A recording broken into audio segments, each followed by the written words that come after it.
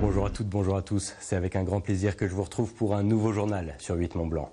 Nous sommes aujourd'hui le lundi 18 novembre 2024 et sans plus attendre, voici les titres que nous allons développer dans cette édition. Nous débuterons avec la mobilisation des agriculteurs et notamment à Albertville. Un contexte tendu mais propice aux discussions, nous le verrons notamment avec un reportage sur le congrès de la Société d'économie alpestre de Haute-Savoie. Puis nous reviendrons en un deuxième temps sur le week-end sportif qui vient de s'achever avec notamment le 7e tour de la Coupe de France de football. Ce samedi, le FC Foron recevait Troyes, une équipe de Ligue 2 qui a finalement eu raison de la détermination des Hauts-Savoyards. Le résumé de la rencontre à suivre dans quelques minutes.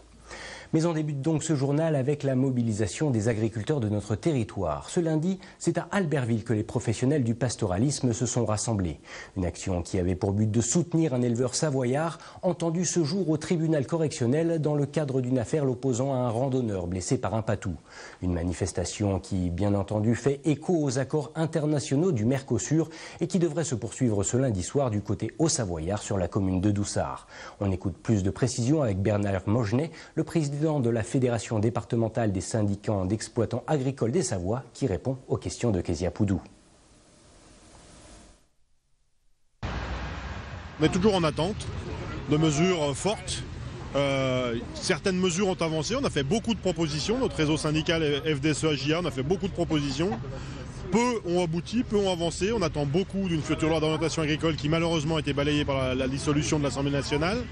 On a encore beaucoup de sujets, nous aussi, sur les savoirs départementaux, que ce soit la prédation, la brucellose, la problématique de la pression administrative sur nos agriculteurs. Donc, on est venu exprimer aussi cette colère aujourd'hui. On est à la veille d'une potentielle signature du Mercosur au G20. Et pour nous, on est là aussi pour dire non au Mercosur. On est là pour dire non à ces traités de libre-échange, non à tout ce qui peut entraver la production agricole, non à cette passoire organisée au niveau européen. On a des normes dans nos productions françaises. On veut que tout le monde qui accède à nos marchés respecte les mêmes normes et que toutes les productions respectent les mêmes normes qui nous sont imposées. Les points cruciaux qui n'ont pas avancé, c'est aussi ce qui nous a promis dans le projet de loi d'orientation agricole, reconnaître l'agriculture comme un enjeu majeur de la nation. Pour nous, ce qui nous concerne sur les Savoies, c'est d'avoir un réel statut du chien de protection qui est prévu dans cette loi d'orientation agricole, d'avoir une vraie dynamique de mise pour l'installation et la transmission de nos jeunes, des solutions aussi pour assouplir tout ce carcan administratif. Donc il y a beaucoup de choses qui sont dans cette loi, mais aussi d'autres choses qui pourraient y être et qui pourraient y venir via différentes propositions. La séparation de la vente conseil pour tout ce qui est traitement phytosanitaire. Voilà, des lourdeurs administratives qui pèsent au quotidien sur les agriculteurs et qu'on a besoin de voir assouplir et qu'on retrouve vraiment une capacité de produire sereinement dans notre pays. Agriculture toujours, je vous l'évoquais en titre. Ce vendredi, près de 200 personnes issues du milieu pastoral se sont réunies au Grand Bornand à l'occasion du congrès annuel de la Société d'économie alpestre de Haute-Savoie. Chaque année, ce rendez-vous se présente comme une véritable plateforme de dialogue autour des alpages et des défis auxquels ils sont confrontés. Une 15e édition qui a également été l'occasion de revenir sur les missions du service alpage de la SEA qui célèbre cette année ses 50 ans. Plus de précisions avec ce reportage réalisé par Chloé Lemeur. Vous êtes rendu compte. Chaque année, c'est un rendez-vous de haute importance pour la Société d'économie alpestre de Haute-Savoie.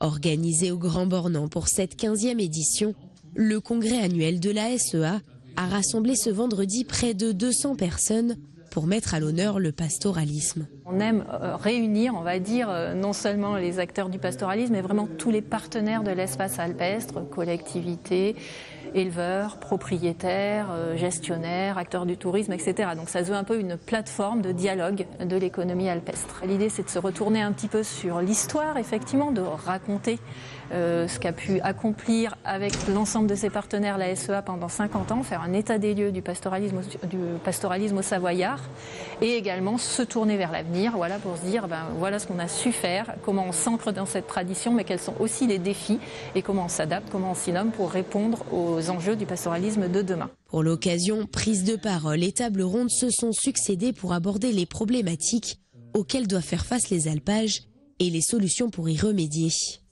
Des défis auxquels la SEA tente justement de répondre à travers son service alpage. Fondé en 1974, il permet d'accompagner les exploitants. Très concrètement, nous sommes vraiment sur la phase opérationnelle des actions. par appui à la mise en œuvre des travaux d'amélioration que peuvent concerner donc la rénovation d'accès, la réouverture de milieux, la rénovation de bâtiments qui sont indispensables à l'activité pastorale et notamment laitière dans nos territoires. C'est ce type d'action que la Société d'économie alpestre appuie auprès des porteurs de projets. Parmi les éleveurs présents ce jour-là, certains ont justement bénéficié de cet accompagnement qui s'est avéré indispensable pour moderniser leur alpage. On a commencé par refaire une partie de l'accès qui était vraiment urgent. Ensuite, nous avons fait un captage d'eau. Nous avions manque d'eau pour l'été. On ne pouvait même pas aménager l'intérieur du chalet parce qu'il n'y avait aucune pression. Donc nous avons fait un captage avec pompe à eau. Ensuite, nous avons tiré l'électricité. Donc nous avons tiré l'électricité sur 1 kilomètre. Donc ça a vraiment été le renouveau dans l'alpage et tout. Quand on a l'électricité, on ne peut pas s'imaginer le confort que ça amène. Au total, sur les 400 000 € de travaux, environ 45% du montant ont pu être financés via des aides grâce à l'action de la SEA. En moyenne, près d'une centaine de dossiers comme celui-ci sont par ailleurs suivis à ce jour par l'association en Haute-Savoie. De leur côté, les politiques du territoire poursuivent leur engagement auprès des filières forêt et bois et bien sûr agricoles. En Savoie, le département vient en effet de signer 14 nouveaux contrats d'une durée de 4 ans. L'objectif, être au plus près des besoins des acteurs de chacune des filières, avec un accent tout particulier porté à l'adaptation au changement climatique. Toutes les explications dans ce reportage de Fanny Savard. C'est le début d'une nouvelle ère pour la Savoie. Suite à la fin du Conseil Savoie-Mont-Blanc, elle vient de signer 14 contrats définissant l'avenir de l'agriculture et de la filière forêt-bois du département. Maintenant, on a un cadre, je dirais, de discussion et de collaboration permanente. Auparavant, dans le Conseil Savoie-Mont-Blanc, on avait un seul contrat de filière qui était la filière lait cru. Il n'y avait aucun autre contrat. Aujourd'hui, toutes les filières ont un contrat. Donc ce qui change considérablement les choses, parce que ça permet en même temps de discuter avec un seul interlocuteur pour l'ensemble de la filière. 18 mois de concertation avec les professionnels du secteur ont été nécessaires pour mieux structurer des filières déjà existantes, voire même en créer de nouvelles. On permet comme ça de structurer des filières qui ne l'étaient pas, y compris des toutes petites filières qu'on a regroupées dans qu'on appelle les petites productions, que ce soit les plantes aromatiques, la pêche ou des choses comme ça. Donc ça permet en même temps d'élargir notre champ d'intervention à l'ensemble des domaines agricoles et forestiers. L'une des orientations principales de ces politiques porte sur les défis de demain et l'anticipation des risques climatiques. Si la planète s'est réchauffée d'1,5 degré par rapport à l'ère pré-industrielle, la Savoie, elle, est déjà à 2,4 degrés. Une situation qui s'explique par sa position continentale et éloignée de l'océan Atlantique, qui l'expose donc moins aux vents dominants venant de l'océan. On a l'impression que ces chiffres d'1,5 ou de 2,4, c'est pas beaucoup, mais en fait c'est énorme. Parce que toute l'activité humaine va être transformée. Alors vous êtes en Savoie, les glaciers des Alpes, à terme, c'est fini. Mais ça veut dire que tout le cycle de l'eau va être fini. Ça veut dire qu'il y aura des années beaucoup plus sèches et des années beaucoup plus humides. Ça veut dire qu'il y aura des canicules plus importantes. Et donc, en fait, on sort d'un climat assez tempéré et on va vers un climat où il y aura beaucoup plus d'extrêmes. Ces 14 contrats viendront en soutien aux 900 entreprises de la filière bois ainsi qu'aux 3000 exploitations agricoles savoyardes. Le coût total de ces nouvelles politiques s'élève à près de 8 millions d'euros annuels jusqu'en 2027. Dans le reste de l'actualité, les salariés de l'entreprise Runipsys, spécialisée dans l'injection plastique et basée sur la commune de Méry, ont débuté ce lundi un mouvement de grève. Après le rachat de leur société par le groupe coréen Yudo en 2020, près d'une vingtaine d'ouvriers ont été licenciés sans pour autant qu'un plan de sauvegarde de l'emploi soit mis en œuvre. On écoute les précisions de Henri Mantello, salarié de la structure, qui répond aux questions de Kezia Poudou. On a été racheté il y a 3 ans par le groupe Yudo, un groupe coréen, qui, à la base, cette vente a été faite pour préserver les emplois en France. Ils étaient là juste pour un support technique et commercial. Et on s'est rendu compte qu'avec le fil des années, de plus en plus les pièces de stock étaient délocalisées en Chine et ensuite les pièces maîtresses. Donc nous arrivons après 3 ans où nous allons au travail, où il n'y a plus de travail. Nous sommes payés à ne rien faire. Donc toute la production est arrêtée.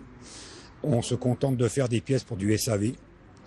Et à partir de là, on a, suivant les différentes catégories de personnes, nous avons des personnes qui font plus de 1660 heures par mois, ce qui correspond à des 35 à 41 heures par semaine. Et le travail 1 à 2 heures par jour et par semaine. La différence est creusée au départ et finalement au niveau des bureaux, on a eu beaucoup de burn-out, d'arrêt maladie, de démission. Production, on a subi des petites vagues de licenciements de 3 à 8 personnes pour éviter les plans PSE. Et là aujourd'hui, on sait qu'il n'y a plus de production sur le site et que la direction ne veut pas communiquer sur la stratégie à suivre dans les semaines, mois à venir. Et nous avions décidé en collaboration avec FO d'organiser un moment de débrayage ce jour-ci, car aujourd'hui, nous avons le grand PDG de Corée qui est actuellement sur le site. Et nous sommes là depuis ce matin 9h, et encore une fois, ils ne veulent pas communiquer, que ce soit avec moi, que ce soit avec le secrétaire général de FO. Donc c'est lettre morte. En football, le 7e tour de la Coupe de France avait lieu ce week-end. Plusieurs clubs de nos départements étaient concernés et si le FC Annecy, le GFA, le Chambéry-Savoie Football et Cluse-Siongier se sont qualifiés pour la suite de la compétition, le Football Club du Foron, lui, ne verra pas le 8e tour. Le club amateur de 7e division recevait 3 équipes de Ligue 2 ce samedi soir. Mais malgré une belle performance d'ensemble, le FCF a dû baisser les armes devant l'expérience des professionnels troyens. Retour sur cette soirée avec Sébastien Germain et Hugo Concalves. À 17h20 ce samedi au stade intercommunal de Cluse. Les joueurs du FC Foron débutent leur échauffement d'avant-match. Dans 40 minutes, les hommes de Mourad et Chiche défient 3, club de Ligue 2, pour le 7e tour de la Coupe de France. Un petit stade, un public acquis à la cause de l'équipe locale et un froid typiquement au Savoyard. Tous les ingrédients ou presque du piège semblaient être présents. Malheureusement pour les Rochois, les Stacks comptaient sur la Coupe de France pour se refaire la cerise après un début de saison chaotique en Ligue 2. Malgré une équipe diminuée par les blessures, les Aubois auront été très solides et réalistes, comme sur l'ouverture du score signé Martin Adine, annécien la saison passée, bien servi par Syria Kyrie à la 39e. 3 minutes plus tard, 3 est tout proche de doubler la mise, mais le FCF est sauvé par la barre transversale. 1-0 pour les Stacks à la mi-temps. Au retour des vestiaires, les amateurs vont enfin réussir à bousculer la hiérarchie. C'est tout d'abord Mathieu Guillot qui oblige le gardien troyen à effectuer une belle parade à la 47e minute. Mais sur le corner qui suit, Nicolas Lemaître ne peut empêcher l'égalisation au Savoyard de Diawara contre son camp. L'espace de quelques minutes, le FCF semble même avoir pris le dessus sur son adversaire. Kevin Ferrari et dans une moindre mesure Yanis Hamada ont ensuite l'occasion de marquer le second but de leur équipe. Le public rochois ne le savait pas encore à ce moment précis, mais le Football Club du Foron venait de laisser passer sa chance. Car à l'expérience et après avoir fait le dos rond, les pensionnaires de Ligue 2 vont finir par faire plier leur adversaire. Nicolas Depréville d'un malicieux coup franc laisse Steven Pestana cloué sur ses appuis à la 70e minute. Un quart d'heure plus tard, Syria Kyrie assure la qualification troyenne avec un 3e et dernier but. Score final 3-1 pour les Stacks qui poursuit son chemin dans la compétition. On voit que c'est pas facile pour les clubs de Ligue 2, on voit que c'est facile pour personne, on voit aussi que l'adversaire était de qualité, je le répète, et voilà, à un niveau supérieur à ce qu'elle est en ce moment dans la catégorie. Et puis on a eu des absents, on a eu des péripéties, et voilà, dans ce genre de match, c'est d'être au tour suivant. Pour le FC Foron, l'aventure s'arrête donc là en Coupe de France. Et si le scénario du match peut laisser quelques regrets, la victoire de 3 est logique, mais les souvenirs restent. Forcément, on garde que du positif, une belle aventure, que ce soit sur le plan, sur le terrain ou humainement. C'est toujours particulier la Coupe de France. Voilà, un peu de déception ce soir parce qu'on aurait aimé faire un petit exploit, mais voilà, il faut rester là où on est, les pieds sur terre, et se dire qu'on a fait ce qu'on a pu avec nos moyens, et il faut être fier de ce qu'on a fait. Nous, je pense qu'on a montré une bonne image. Forcément, des matchs comme ça, c'est super intéressant à vivre. Mais moi, ce que je veux mettre en avant, c'est ce qui s'est passé. Enfin, l'image qu'on a montrée pour le club, les efforts que le club effectue depuis plus de 10 ans pour gravir les échelons petit à petit. Et de par la Coupe de France, je suis content, moi, qu'il y ait un peu de lumière sur ce club, sur tous les bénévoles, ce qu'ils sont arrivés à faire en 2 semaines, en changeant de terrain. On sait que c'est pas facile. Ironie du sort, 3 sera de retour dans ce même stade dans 2 semaines, pour cette fois affronter Cluse-Siongier pour le 8e tour de l'épreuve. Et voilà ce qui conclut cette page d'information sur 8 Mont-Blanc. Merci de votre attention et bien entendu, merci à toute l'équipe. Pour ce qui est du retour de l'actualité sur notre antenne, le rendez-vous est déjà pris pour ce mardi à partir de 18 h. D'ici là, je vous souhaite une agréable fin de journée avec nos programmes. À bientôt.